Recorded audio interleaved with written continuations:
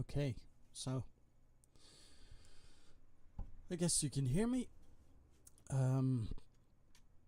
Day 6. I didn't get streaming last night because I just, basically fell asleep on the couch. Because that's what you do.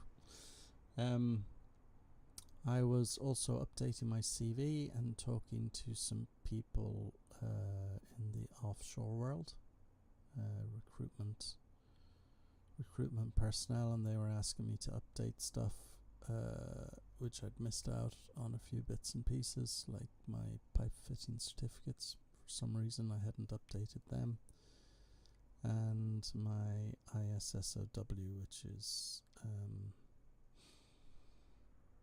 like your ability to write and sign off permits offshore. So I'm kind of thinking I might retake a job offshore, because it would be 2 weeks on the platform and 2 weeks of liberty. A little undecided about that. I'm trying to find a new direction, which is interesting. I'm also getting back into waking up really early, because offshore you're kind of up at about 5:30 in the morning, 6 o'clock, and you start at 6. Shift starts at 6 and finishes at 6.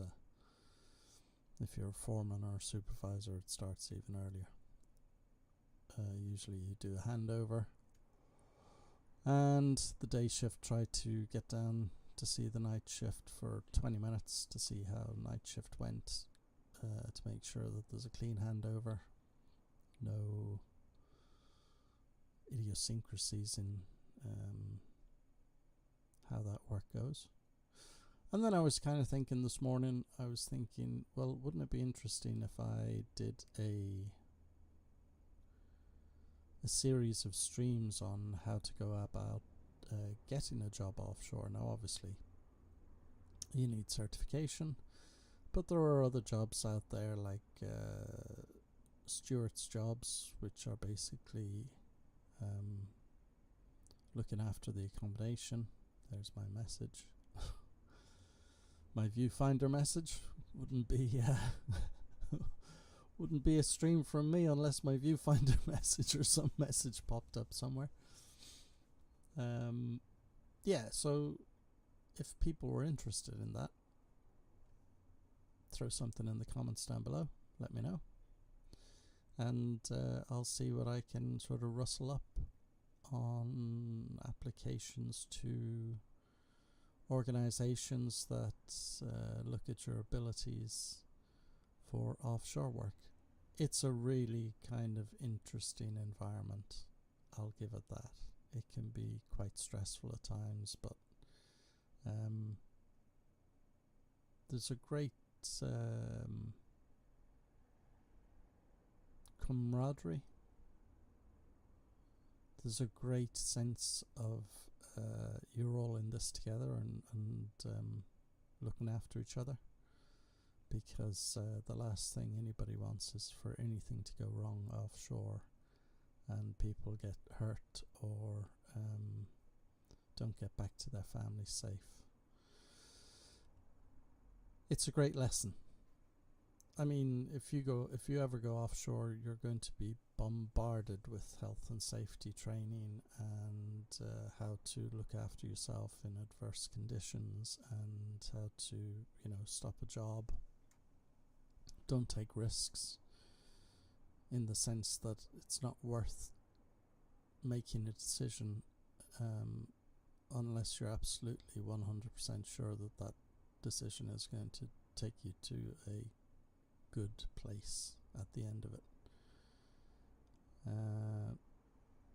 And everybody follows that rule. I mean, we're instructed in a way that is phenomenally good to to follow those rules. And yes, every now and then you get somebody who drifts off course, but hopefully you catch that before it goes into a catastrophic place. Mental attitude is also really important. You've got to have your head in the right place, and trying to spot risks before they kind of raise their ugly head. So your perception of where you are, what you're doing, how you're going to do something, you're always questioning, am I in a good place to do this? And I think that is, when you bring that back onshore and you start a company or whatever, or you start working for yourself, you start throwing that into the mix more and more. And I just think that any kid leaving school is probably, you know, if they're in a decent trade like pipe fitting or instrument pipe fitting. I suppose welding used to be a big one, but they don't do that much anymore. Not offshore anyway. They try to keep that down to a minimum because of hot works, and they don't like what they call fireflies bouncing around out there because well, there's a lot of oil and gas that could go pop. So yeah, they try and do all the fabrication onshore on the beach, as they say, and then ship it out, and it just gets bolted up offshore. But there are times where you have to do what's called maybe a golden weld, and that is basically has to be done. A new flange has to be put on a piece of pipework or something like that to bolt on new stuff, because the old flange is basically past its integrity. And it's all big stuff. It's all from £300 to like massive stuff, water injection pipes, production flow, big valves, little valves, you know, everything needs to be constantly under a regime of testing, non-destructive testing, and if walls thin down on pipework, then replacement. But there's also then maintenance, which runs on the actual platform itself, because most of those structures have been out there now for 40 years, and they're 45, 50, 1970s, 80s. I think most of the platforms were finished building. They finished putting them out there at the end of the 80s, but they started in the 70s, and so they put on the legs that go into the sea, they put sacrificial nodes on so that they basically melt away instead of the carbon steel. And divers, saturation divers, go down and put those on and look at all that stuff. And then above we have all the steel is looked at and tested, especially on the heli decks, on all the main structures, accommodation, flare stacks. They've got to withstand some pretty brutal weather out there. But yeah, so I guess I'll update that in the next few days when I hear back from this company and see what's happening. They might ask me to go to Aberdeen and do what's called a Bosiet or a medical certificate. Good job I'm in the gym at the moment.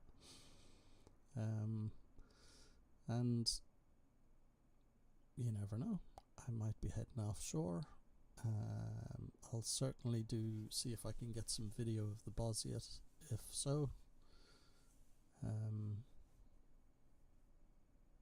then if you guys have any questions of how to access that, I can always I can do a video of the breakdown of where to go to get these different certificates to actually go offshore.